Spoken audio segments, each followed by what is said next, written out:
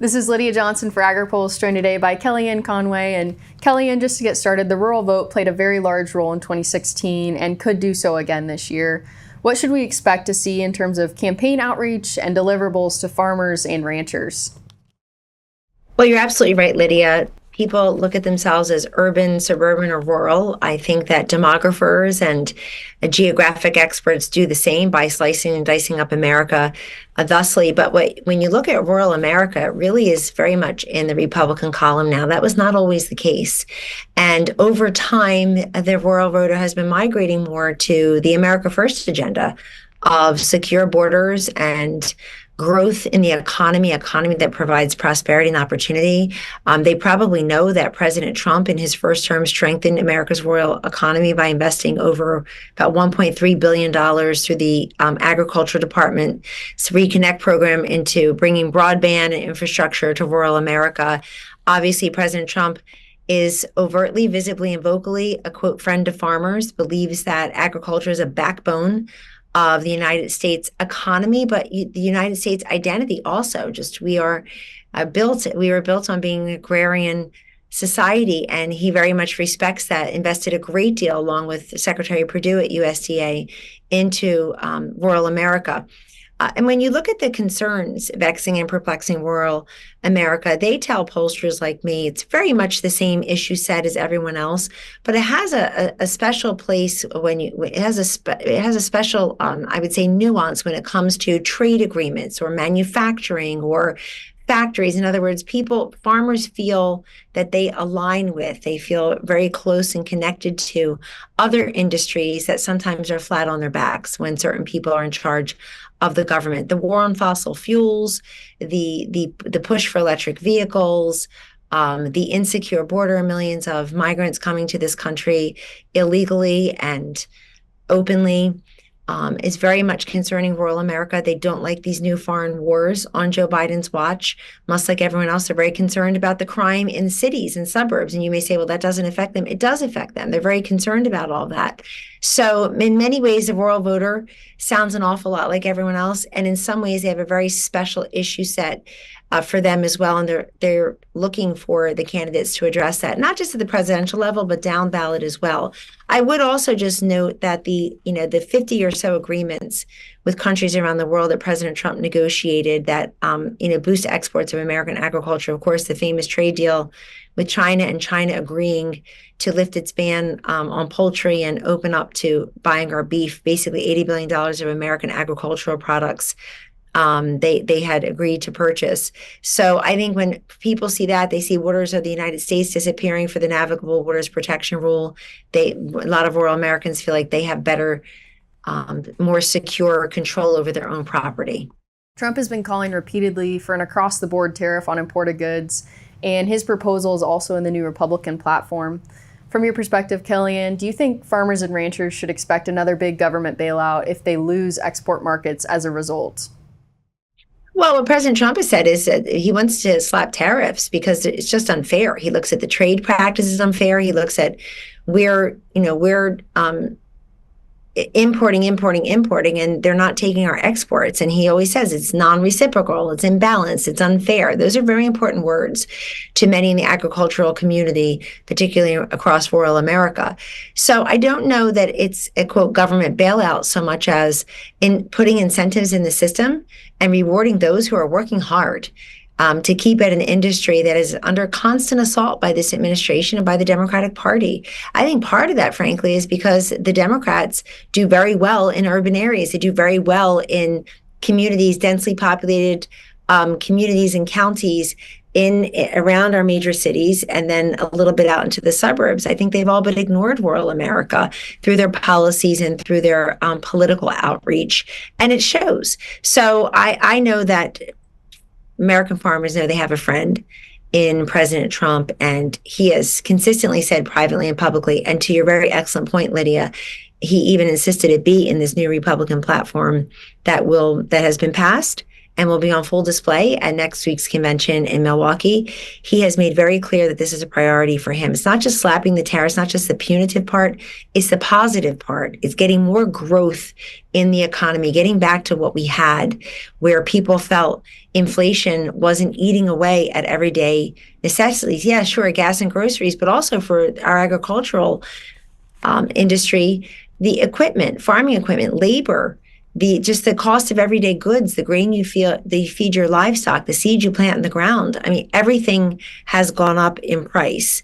And I think people in rural America look at the legislation and the regulation as very punitive towards them and what they're trying to do. So they know help is on the way through President Trump, but he needs a Republican Senate and the Congress to pass a number of the things that you're even talking about.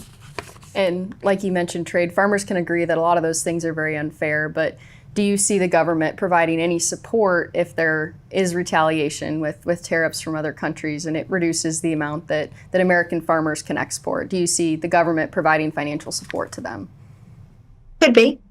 You'd have to ask Congress and certainly the next president that, but it could be. It certainly has happened in the past. Protecting farmers does sometimes mean making sure that they can share in the United States government resources, and that is a very worthwhile consideration. And I think it just depends on, instead of talking and projecting hypothetically, it really depends on the circumstances and what's happening. But I will say that a lot of the bullies around the world, whether they're slapping tariffs on our farmers or pumping fentanyl into our communities and kids' veins or persecuting religious minorities, or perhaps threatening to invade sovereign nations or annex sovereign nations, which seems to only happen when Joe Biden's in the White House as president or vice president.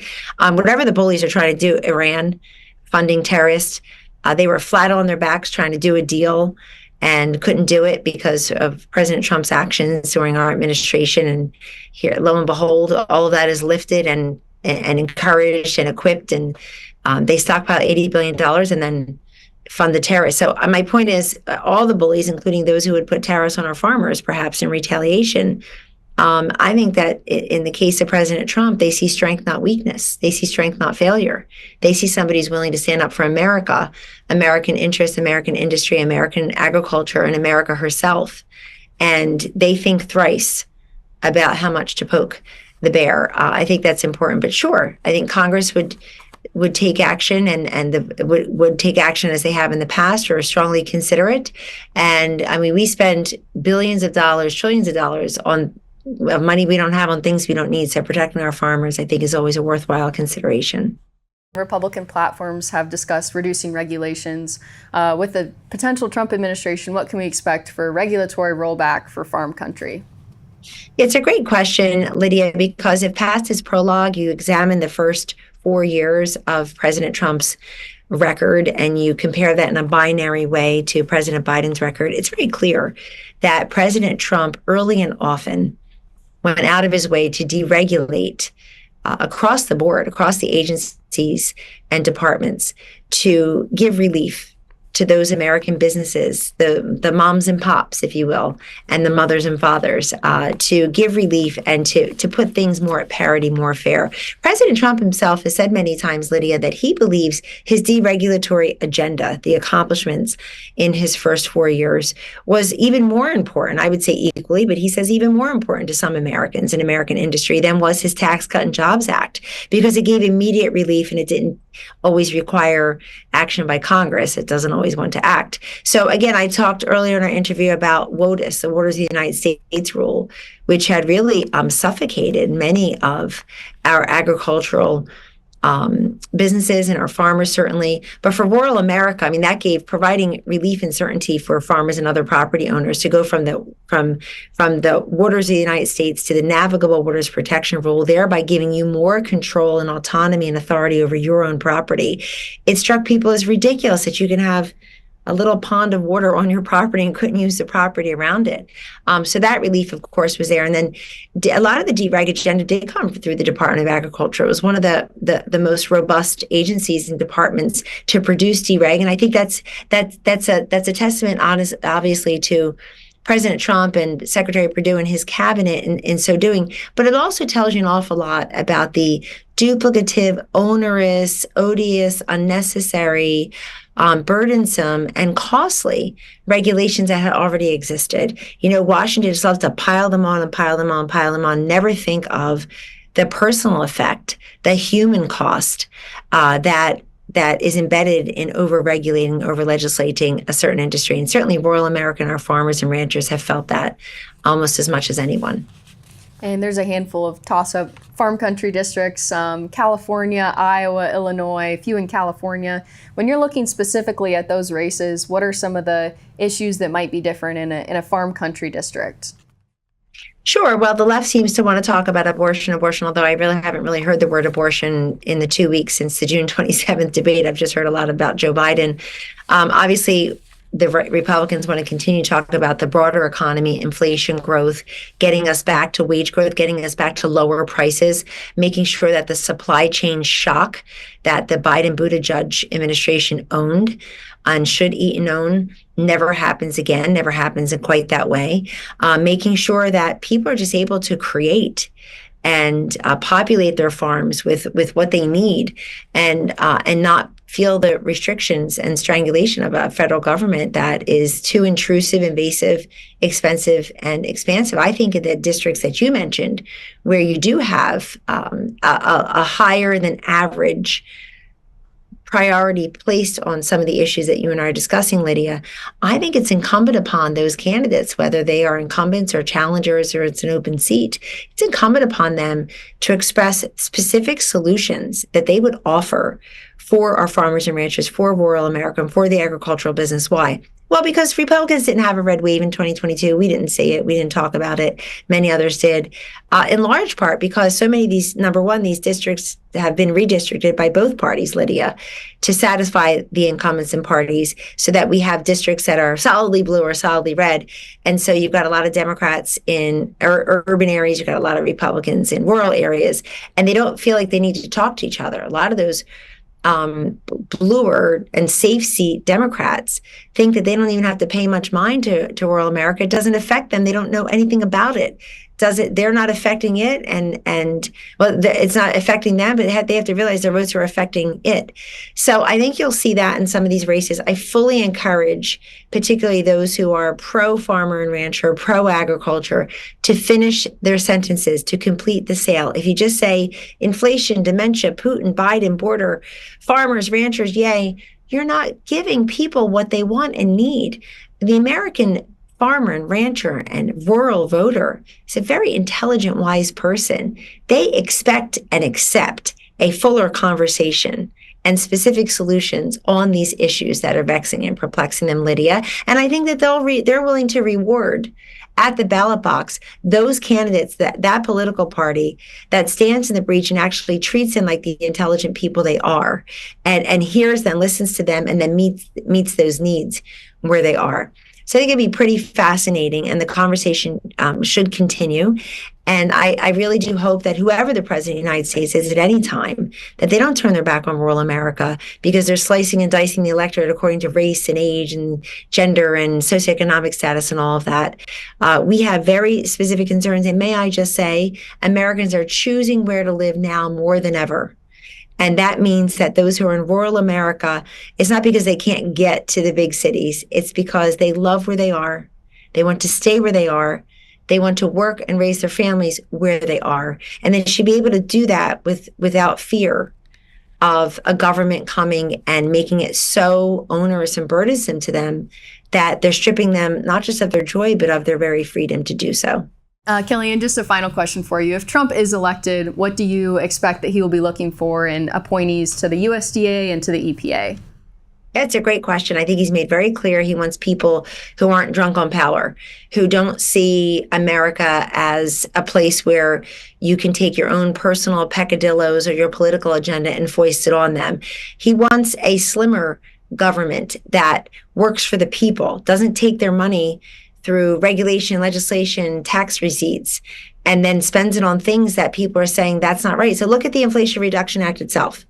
We're almost at the 2-year anniversary, Lydia, of the Inflation Reduction Act package. It did no such thing. Everybody knows it didn't reduce inflation. We've been doing polling on this recently, where Americans, senior citizens particularly, believe the Inflation Reduction Act did nothing to help the prices of gas, of groceries, of health insurance, of other energy costs, and certainly of prescription drugs. We've asked them about all of that.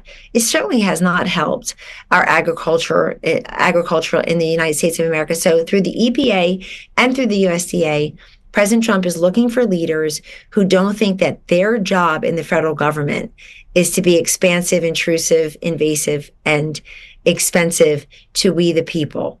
He wants to get in there pretty quickly with alacrity and focus and undo a lot of the onerous regulations, the Keystone Pipeline jobs being killed, the war on fossil fuels, I think on the best day, ignoring rural America and the concerns of farmers and ranchers, and on the worst day, actually making it more difficult through the Biden-Harris administration, making it more difficult for them to do their job and to survive and to thrive. So he will be looking for folks, and I think President Trump should be looking for folks who, yes, they're aligned with the America First agenda. He's not looking for personal loyalty. He's looking for issue loyalty, somebody who is aligned with the America First agenda. As you say, the Republican platform is very clear on these issues and many others. Securing the border is also important. He wants to make sure that those who want to work in the agricultural community, who are already here, who are American citizens, can do so without fear of losing that job to someone who just got here and got here illegally. He's very much concerned about that, wants to reignite these trade deals on behalf of America, agriculture, farmers, ranchers, and other industries like manufacturing, wants to reignite these trade deals with Canada, Mexico, China, Japan, Korea, like he did in the first term. He was about to do one with the EU and COVID hit. So to make sure that that rural America is literally and figuratively equipped to thrive and survive and not be this heavy-handed Washington is here to help you. And I would suspect that he's going to go and visit rural America quite a bit as president. You can bank on that. Wonderful. Well, Kellyanne, thank you so much for your time and thanks for joining us. Thank you, Lydia. It was a real pleasure.